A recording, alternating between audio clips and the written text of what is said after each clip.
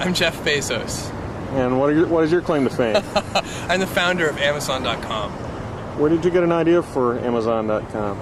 Well, 3 years ago, I was in New York City working for a quantitative hedge fund when I came across the startling statistic that web usage was growing at 2,300% a year. So I decided I would try and find a business plan that made sense in the context of that growth.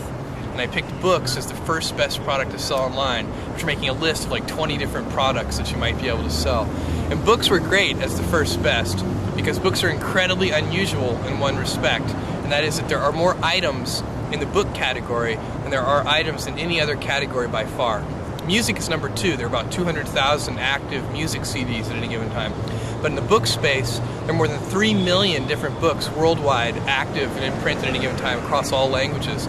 More than 1.5 million in English alone. So when you have that many items, you can literally build a store online that couldn't exist any other way. And that's important right now because the web is still an infant technology. Basically right now, if you can do things using a more traditional method, you probably should do them using the more traditional method. What kind of inventory do you keep?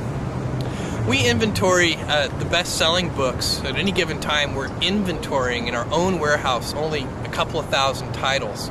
And then we do almost in-time inventory for another 400,000 titles or so. We get those from a network of we order electronically from a network of wholesalers and distributors. We order those today. They're on our loading dock the next morning. Then for another 1.1 million titles, we get those directly from 20,000 different publishers, and those can take a couple of weeks to get. And then there are 1 million out-of-print books in our catalog. We have a catalog of 2.5 million books altogether.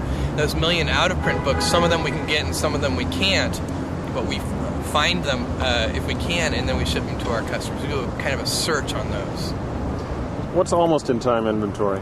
Almost-in-time inventory is the phrase we use to describe a whole selection of books that we offer. It's basically the things that are, below the 2,000th best-selling book up to the 400,000th best-selling book. Those are titles that we can get from a network of more than a dozen different wholesalers. So if a customer orders a book from us today, we order that book from our wholesalers today, and that book shows up on our loading dock the next morning, and then we can ship it to the customer. They say one of the toughest things to do on the internet is to capture mind share. What was your secret? How did you do that? Yeah, even more generally, I agree with you that capturing mind share on the internet is extremely difficult. Even more generally, it's the late 20th century, not just the internet. Capturing attention. Attention is the scarce commodity of the late 20th century.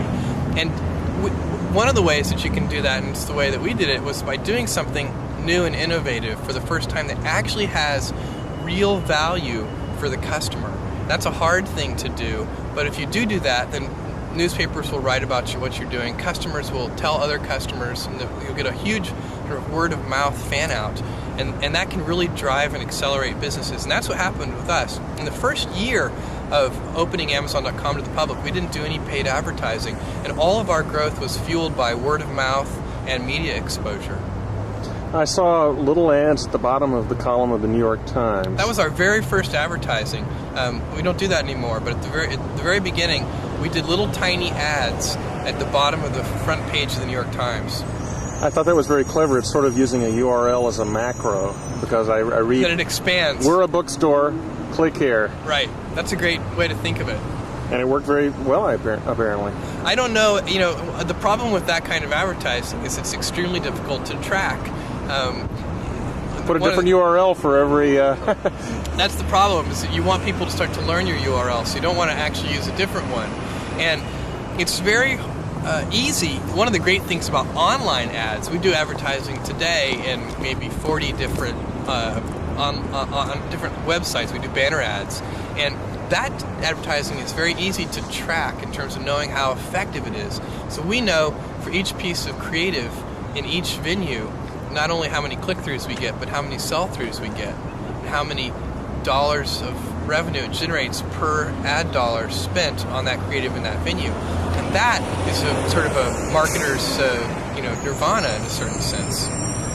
Well, it's an exciting place to be on the web right now. Oh, it absolutely is. I mean, it's just incredible. This is what's really incredible about this is that this is day one. This is the very beginning. This is the Kitty Hawk stage of electronic commerce. We're moving forward in so many different areas, and lots of different companies are as well.